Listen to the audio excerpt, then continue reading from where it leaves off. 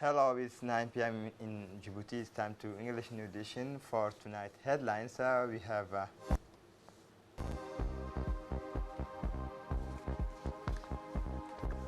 the head of state has inaugurated a hotel and a towers in the international free zone. For the international scene, Arab League welcomes extension of UNRWA mandate for Palestinian refugee. Welcome to our newsroom. It is under cloudy skies that the head of state, His Excellency Ismail Omar Guelleh, inaugurated this morning the new hotels and the International Free Zone Tower. Once inside the site, the head of state was welcomed by Prime Minister Abdulqadir Kamil Mohammed, the President of the Port and Free Trade Zone Authority, Mr. Abu Bakr Umar Haddi, the representative of the China Merchant Group, the company that carried out the hotel's construction work. This hotel, with an area of 14,000 square meters and towers more than 25,000 square meters, are the results of Sino-Djiboutian cooperation. It is a 5-star hotel with a capacity of 155 rooms, 78 apartments, including 77 standard rooms, and 12 junior suites, including 2 royal suites. This hotel also has a large meeting room with more than 1,800 places, 8 meeting rooms of varying capacity, and parking lot with more than 100 vehicles. These huge undertakings represent a major step forward for the business community, offering our countries considerable opportunities to develop the investment sector. After the hotels, this time the head of state headed for the International Free Zone Tower, where he had a guided towers on the site, a 16-story towers designed.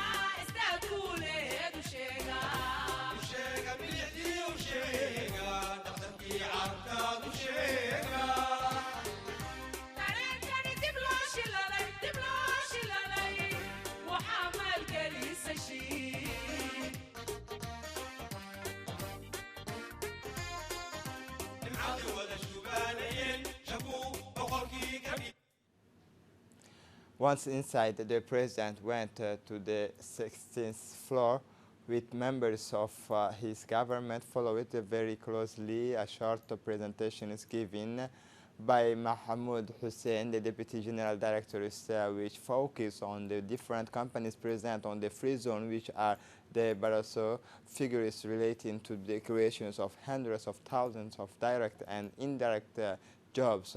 These two arches alone symbolizes the scale and the tenacity of our efforts, and your determination is to give substance to the President of the Republic's plan to make Djibouti the flagship countries of East Africa, regional platforms that faces this part of the continent, but also aims to create decent jobs for all Djiboutians. It should be recalled that these two architectures join the multitude of infrastructure that have radically transformed the faces of our capital in terms of capacity for receptions, transport, accommodations, and the organizations of international meetings.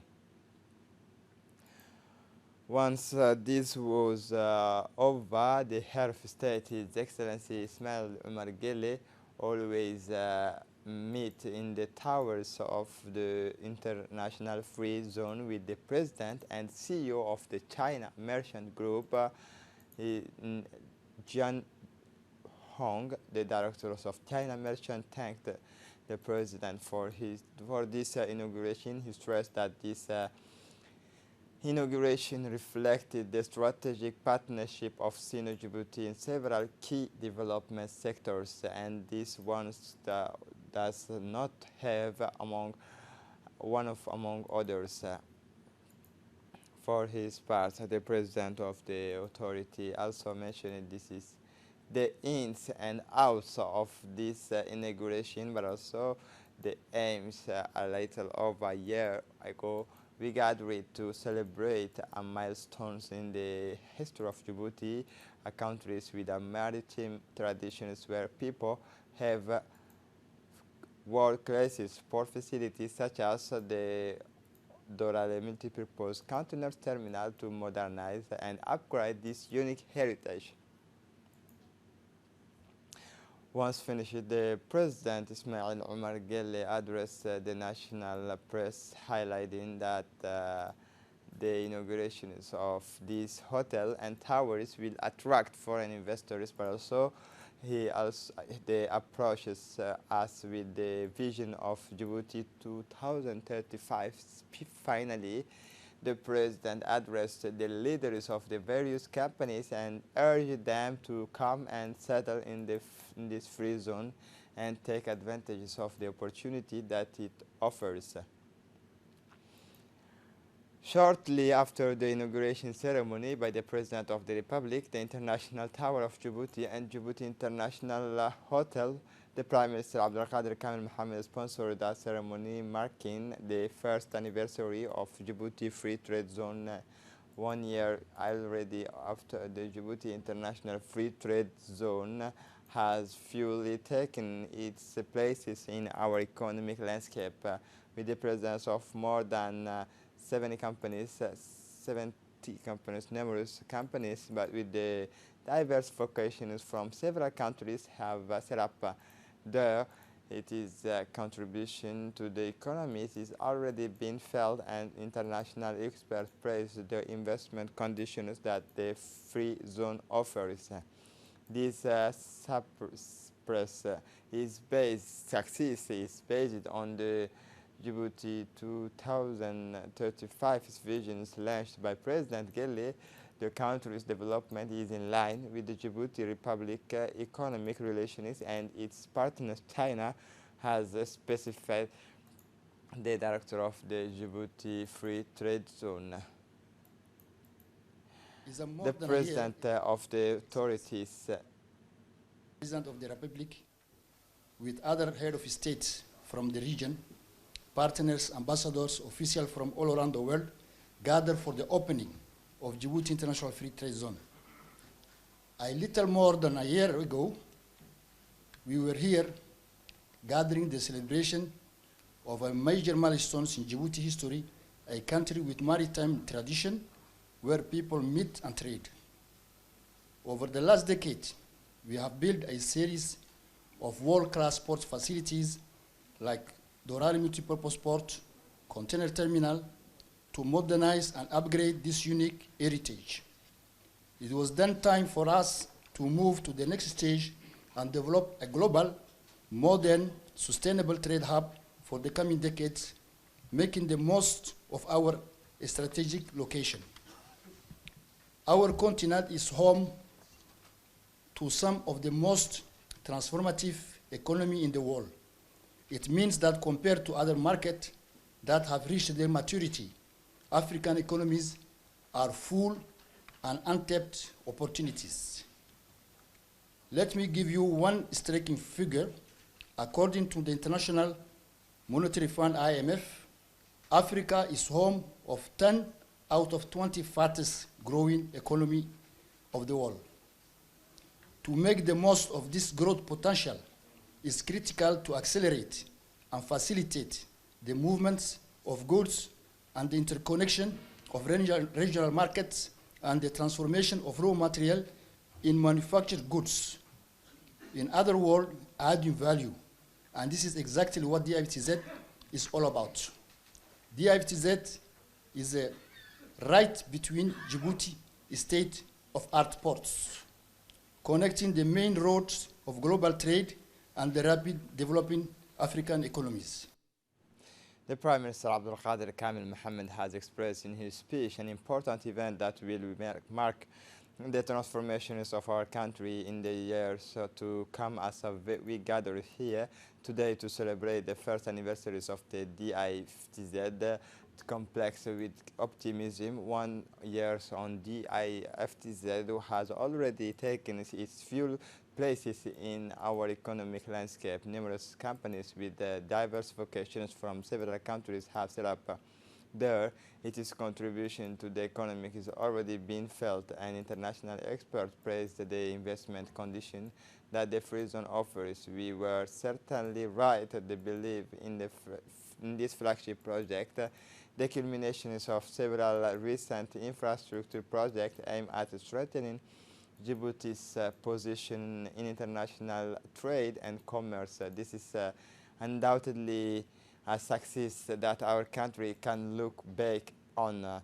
This success is fully in line with Vision 2035 led by His Excellency Ismail Omar Guelleh and his government. Djibouti certainly has a very long port history. For several years now, the government has been working with conviction and tenacity to modernize the ports and develop the capacity. The DIFTZ connected to Djibouti's main port is designed to diversify the Djibouti economy, create jobs, and attract investment by providing foreign companies with the high-quality logistical support they need for their activities, he said. This first anniversary of Djibouti International Free Trade Zone ended with the signing of grant of equipment granted to the DIFTZ Training Center by the Chinese government, signature initial on the Djiboutian side by the head of the Djibouti diplomacy, Mahmoud Ali Yusuf, and on the Chinese side by the Chinese ambassador accredited to Djibouti, Mr. Zhuo Zhuichang. The Minister of Justice and Penitentiary Affairs in charge of Human Rights, Ali Hassan Bahdon, received this morning in his office delegation from European Union led by the new ambassador, Mr. Adam O'Hara. Adnan O'Hara. The interview focused on the project to support judicial reform in the Republic of Djibouti funded by the European Union. The minister stressed the urgent need for his department to set up a training structure for judges and judicial officers as well as courts in the regions in order to facilitate access to justice for Djiboutian citizens. The Minister of Justice and Penitentiary Affairs has received the Japanese ambassador, Mr. Koji Yonetani, ambassador of Japan in Djibouti. The discussion focused on ways in which our two countries can work together to put in place a strategy that can improve judicial governance and the protection of human rights, particularly in areas relating to the social reintegration of detainees. The Minister of Health carried out vectoral controls and larval site destruction operation in March 7th, following the increase in fever cases recorded during the month at the Farhad Polyclinic. Indeed, these vectors control activity are therefore carried out through a special spraying strategy combined with the technique of spreading stagnant waters to effectively control the proliferation of mosquito in this area. The example, health workers carried out the door-to-door technique by pouring insecticide product into the septic tanks to eliminate all potential vectors of transmission of this fever. In addition, the Minister of Health also recommends that the residents of this district and the surrounding neighborhoods respect preventive measures, in particular by covering waters barrel and taking the necessary measures to avoid any stagnation of waters in their neighborhoods. Also, as part of the contact tower, the prefect of Tehel, Mr. Aden Darar Musa, continued his tours after Mr. Kutabuya in Sankal as a prefectures of As'ila. During this visit, the regional prefect of Tehil, Mr. Aden Darar Musa, was accompanied by his close collaborators of the Parliament of the region, composed of Mahmoud Hassan Farah, Muhammad Musa Osa, Abdallah Barakhat, and the Vice President, currently acting President of the Regional Council, Mr. Ebo Muhammad Ebo, members of the Women's Union of the region, the head of the Regional Office of National Education, Mr. Warsama Omar Warsama, as well as managers of decentralized services. On his arrival, the prefect of the region and his delegation were welcomed by the deputy prefect, Mr. Musa Ahmed Ogure, and the population of Sankal. The prefect of the Khel region, Aden Darar Musa, in his intervention called on the traditional chief of the Consolidated Peace and Security and informed the participant to the locality of Sankal and its suburb will benefit from the new family solidarity program called Pitch. Finally, he assured the government that he would take the necessary steps to transmit their complaints to the government in order to remedy them as far as possible. The Women's Association for Environmental Commitment, presided over by the President Medina Salah, launched the ceremony to launch a project to strengthen the capacity of association in the region, financed by the microfinancing program of Fund for the Global Environment. This event was attended by the Deputy Prefect, Mr. Habib Jilani, the elected regional councillors, Mr. Idris Ambassa, as well as the traditional chief and neighborhoods leaders. In particular, the various services concerning the opening ceremony of President Medina Salah did not lack reminders of the objectives of the creation of this association to preserve a healthy environment in order to flourish and maintain optimal health. She is the pointers in the protection of the environment. She did not fail to thank the President of the Regional Council, Mr. Omar Hussein, and the Prefect of the region, Mr. Hassan Dabali.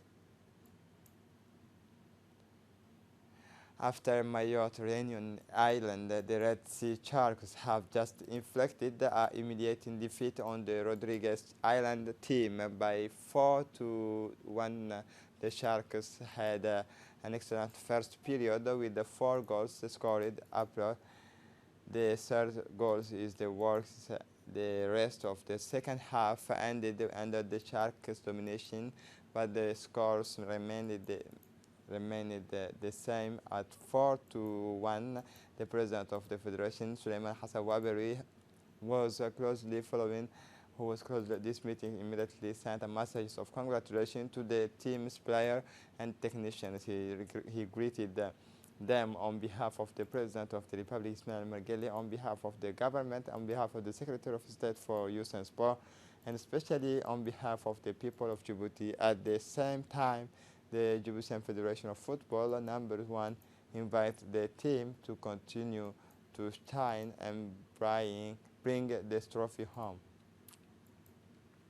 For the international scene, Arab League, based in Cairo, welcomed the recent United Nations decision to extend the mandate of the United Nations Relief and Work Agencies for Palestine refugees in the Middle East by 3 years. The Deputy Secretary General of Arab League for Affairs of Palestine and Occupied Arab Territories said the UN decisions reflect the international community, the convictions and support for the vital roles played in UNRWA.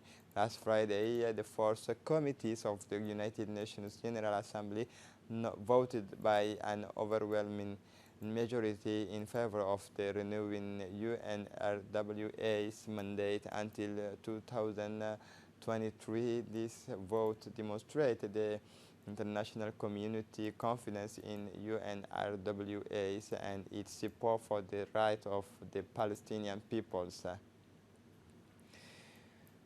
This is it for the news. Thanks for watching us.